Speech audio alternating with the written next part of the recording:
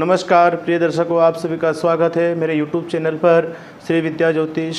मैं आप सभी का स्वागत करता हूं और आज मैं आपके समक्ष चर्चा करूंगा विशेषतः पितृदोष के विषय में। पितृदोष हमारी जन्म कुंडली में कैसे निर्माण होता है पितृदोष का, और उसके क्या प्रभाव होते हैं। हमारे भारतवर्ष में ज्योतिष शास्त्र के माध्यम से जो जन्म पत्रिका देखी जाती है उसके अनुसार हमारी जन्म पत्रिका में अगर द्वितीय भाव में, चतुर्थ भाव में, पंचम भाव में, सप्तम भाव में, नवम भाव में, दसम भाव में अगर सूर्य और राहु की अगर युति होती है तो हमें पितृदोष होता है।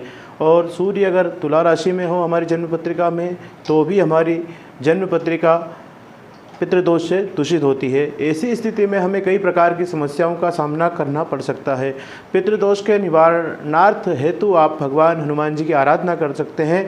हनुमान जी की आराधना करने से बड़ा से बड़ा पितृदोष या कई प्रकार के अगर और भी दोष होते हैं तो वह दोष भी दूर होते हैं। हनुमान जी की आराधना करना बहुत बड़ी बात है। आप शनिवार मंगलवार को भगवान हनुमान जी की आराधना करें, जिसके करने से आप पितृदोष से मुक्त होंगे और आपको कई प्रकार के जो आपके जीवन में कठिनाइयाँ चल रही है उन कठिनाइयों का दूर होना शुरू होगा। विशेषतः पितृदोष की स्थिति अगर आपकी जन्म पत्रिका में रहती है, शनि और राहु की अगर युति हो तब भी पितृदोष माना जाता है।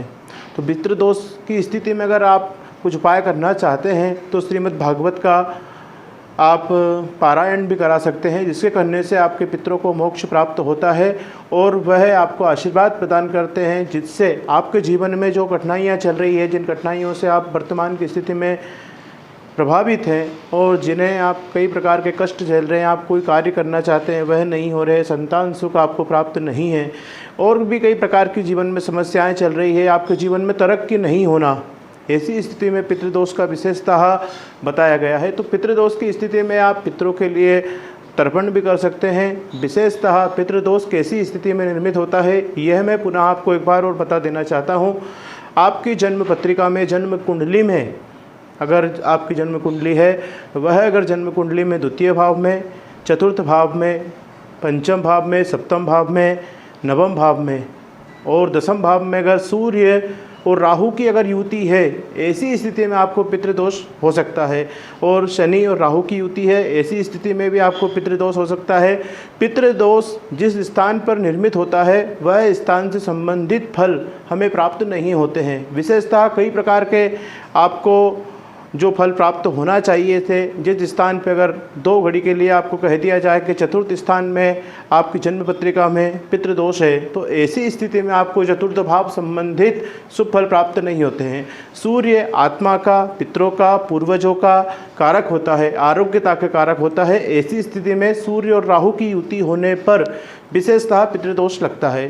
तो पितृदोष के लिए कई प्रकार के उपाय बताए गए हैं। हमारे भारतवर्ष में ज्योतिष शास्त्र के माध्यम से बताया गया है कि राहु ऐसा ग्रह है जिस ग्रह के साथ में बैठता है उसे भी दूषित करता है। विशेषतः सूर्य, जो सबसे ज़्यादा फल हमें सूर्य का प्राप्त होता है, अगर सूर्य के साथ राहु बैठ जाता है तो जिस स्थान पे द्वितीय भाव में बैठा है तो द्वितीय भाव संबंधित आपको फल प्राप्त नहीं होंगे। चतुर्थ भाव संबंधित, पंचम भाव में अगर सूर्य और राहु की अगर युति है तो आपको संतान सुख प्राप्त नहीं होगा।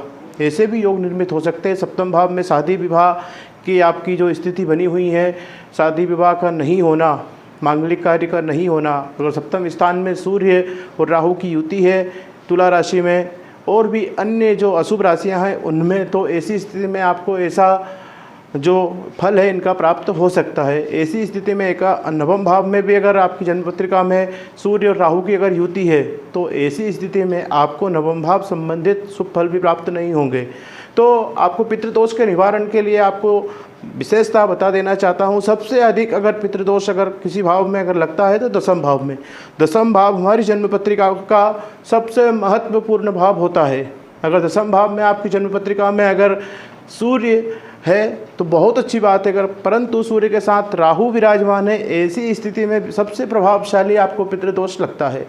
विशेषतः दशम भाव पितरों का, पूर्वजों का कारक कहा गया है, आत्मा का कारक कहा गया है, पिता का कारक कहा गया है। तो सूर्य और राहु की युति अगर दशम भाव में होती है तो सबसे बड़ा पितृदोष निर्मित होता है। तो आपको हमने पितृदोष से संबंधित कुछ संक्षिप्त में जानकारी दी मित्रों। और दर्शकों, आप सभी से मेरा निवेदन है आप हमारी YouTube चैनल से जुड़ें और सब्सक्राइब करें, लाइक करें, जिससे आपको हमारे द्वारा दी गई जानकारी आसानी से प्राप्त हो सके।